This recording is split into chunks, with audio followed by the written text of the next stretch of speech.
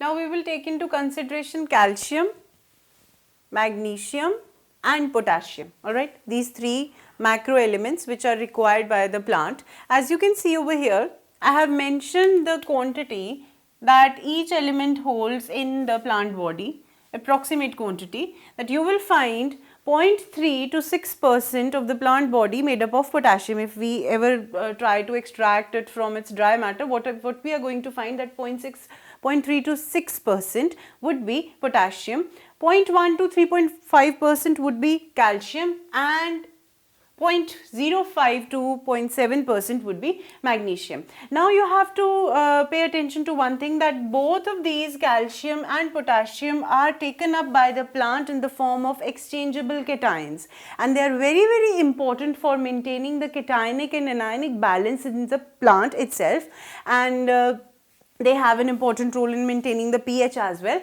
So first of all, let's take into account the importance of calcium. As I told you, both these are taken up in the form of exchangeable cations. Calcium is very important component of the cell wall of a plant cell.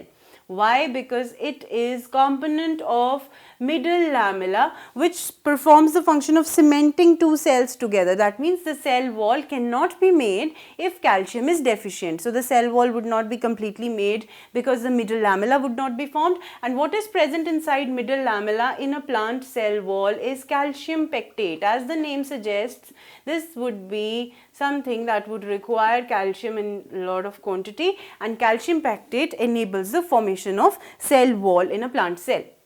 Apart from that, because it is present in the form of a cation, it is also responsible for controlling the cell permeability. Alright, the permeability of the membrane is somehow controlled by the involvement of calcium ions, and they also, the calcium ions I'm talking about, they also help in reducing the toxicity of certain elements if they are present in a greater quantity. Now we come across a term, toxicity. That is what we are going to discuss, that this calcium, it reduces toxicity. For that we need to know what is toxicity.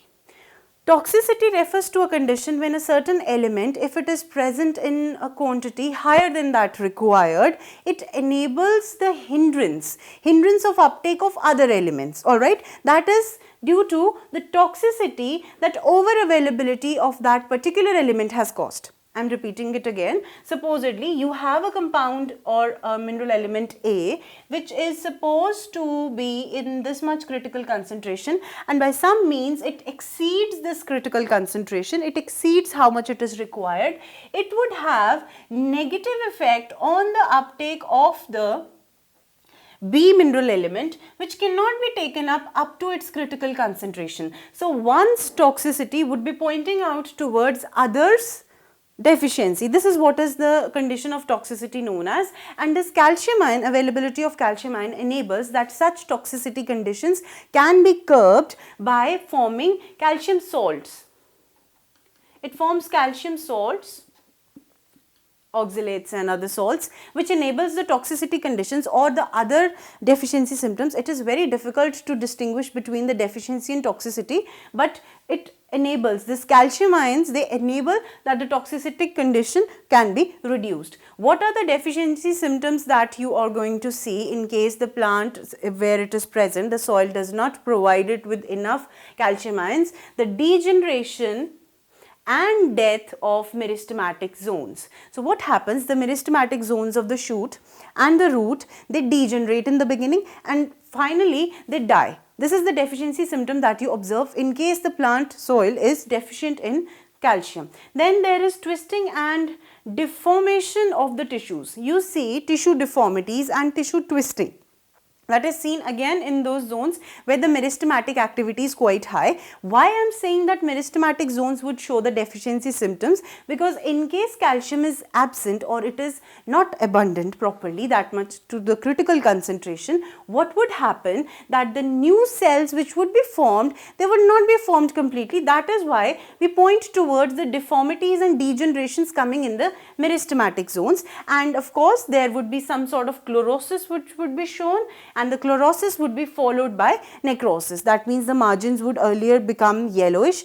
After that time, sometime they would show the death of that particular part. So chlorosis is followed by necrosis because calcium is very, very important for the formation of cell wall and formation of new cells henceforth. Now we take into account potassium. Potassium is also taken up in the form of exchangeable cation. First of all, understand that where it is present in actively dividing tissue. And when we say actively dividing tissue, of course, I am pointing towards meristematic zones. High amount of potassium is required whenever there is protein synthesis which has to take place. Okay, the places where the protein synthesis has to take place, a high amount of potassium is required for enabling a proper protein synthesis in that region, and it also maintains the permeability and hydration of a particular cell. You know that closing and opening of stomata is actively guarded by potassium malate pump. So it happens to be an important role player in the opening and closing of stomata. Then we have the deficiency symptoms. Whatever the functions they are performing, of course, they would show once they are deficient in the soil. So the deficiency symptoms are first of all seen in the older leaves. This point is to be remembered and crammed, that in case of potassium, instead of younger leaves, the deficiency symptoms would be seen in the older leaves, because from the older leaves the potassium readily mobilizes to the newer leaves so that they don't face the deficiency kind of sacrifice, you can say. First, the deficiency symptoms would be seen in the older leaves, followed by those seen in the younger leaves. The effects are often localized. Wherever the potassium would be deficient, at that particular zone, you would see the effect of the deficiency symptoms. That is why the effects are localized. Then the spots of dead tissues at margins of the leaves. Supposedly this is a leaf and I would find dead tissue, means necrotic tissue. There would be formation of paper sort of tissue. The leaf would become as if it is a paper at the ends and the margins of the leaf, instead of the yellowing that was in the veins we see oftenly in case of leaves. So the dead tissue, necrotic tissue, would be present at the margins of the leaves. And talking about the stalks, you know, these crop plants, if you ever ask a farmer, they say that NPK fertilizers are very important. They throw those NPK fertilizers in the name of urea or something. So what is that potassium, NPK, nitrogen, phosphorus and potassium? This potassium helps in maintaining the stalk of the cereals or the crop plants stay hard. Okay, they are stable. In case potassium is deficient, the stalks would be weak, and whenever a season of rain or hail comes, they fold and they fall down. Okay, you must have observed in fields, or you might have heard in news or something, that a hailstorm came and entire of the crop was destroyed, because in case the soil is deficient in potassium, the stalks would be weak and they would fall down. Now the last macro element that we study is magnesium. You know, chlorophyll has a ring structure and magnesium lies in the center of that ring.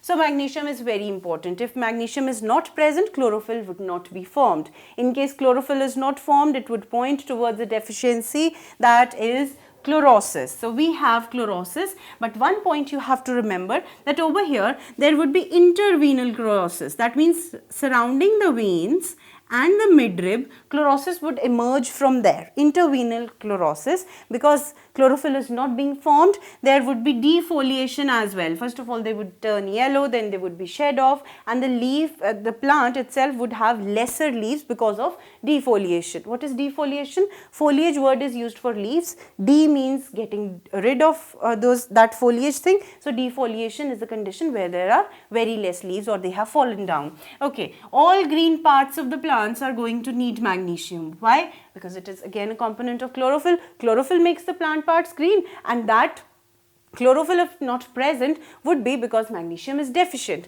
Then it is activator of many enzymes.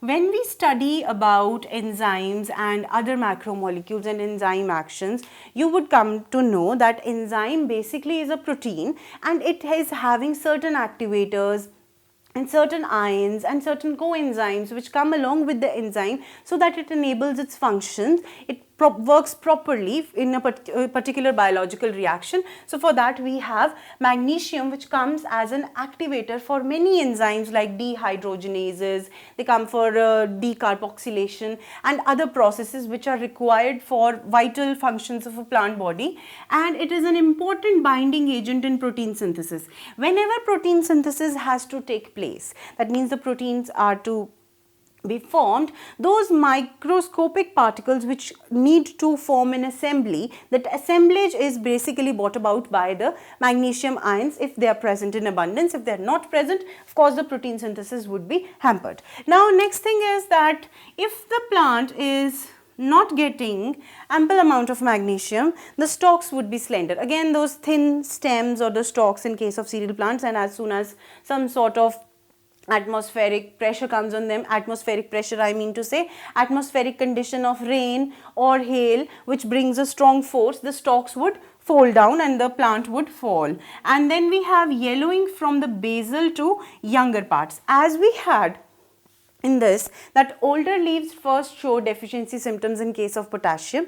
In case of magnesium, the chlorosis would start from the basal part. That means yellowing of the leaves, if it is seen from the basal parts instead of that at the tip, at the apical tip, it would be because of the magnesium deficiency. So this is all about all the macronutrients which are present inside the plant and which are required, why they are required, and what if they are not given completely to the plant, what deficiency symptoms it is going to see.